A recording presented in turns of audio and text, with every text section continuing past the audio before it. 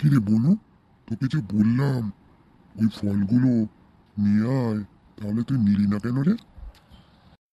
দাদা, তুই তো জানিস না ওই ফলগুলোর মধ্যে যে কি আছে। আমি তোকে বললে তুই অবাক হয়ে যাবি। কেন, কি আছে রে?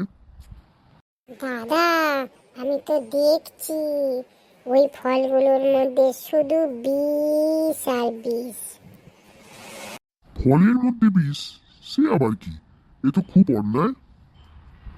দাদা, আমি দেখলাম একটা সিরিঞ্জি দিয়ে এক একটা কি ওষুধ দিয়ে কলা, আপেল, হ্যাঁ, আম পুষ করছে।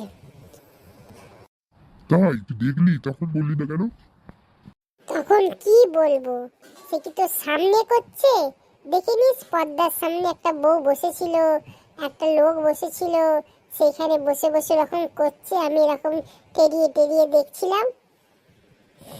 তাহলে তো কোনোদিনই ফল কেনা যাবে না, বল বনু। কেন কেনা যাবে না? সবাই কি একই অন্যায় করে?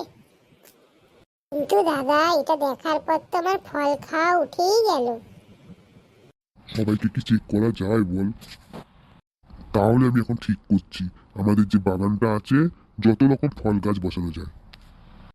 ঠিকই বলেছিস দাদা, দেখ যটা বসাতে পারিস, কিন্তু আপেল তো আর এখানে হবে না।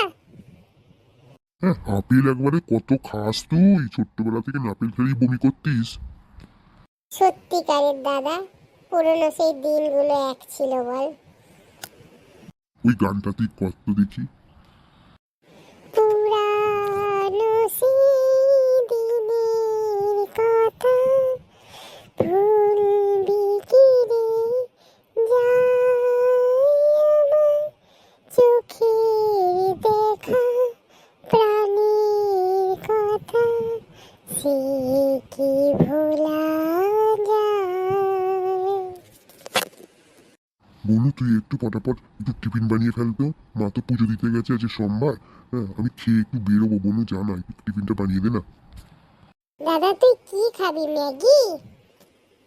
তোর সেই ছোট্টবেলার এখনো ম্যাগির কথা তোর মনে আছে? ঠিক আছে, তাই বানিয়ে দে বনু। আমি এই যাচ্ছি, এক্ষুনি আসছি দাদা, তুমি রেডি হয়ে টেবিলে আসো। দেখি অফিসের ফাইলগুলো ওখানে আছে দেখি, রাখা দেখি। হ্যাঁ, সব ঠিকই আছে দেখছি। দাদা, টেবিলে আয়, দিয়ে দিয়েছি। হ্যাঁ রে, যাচ্ছি।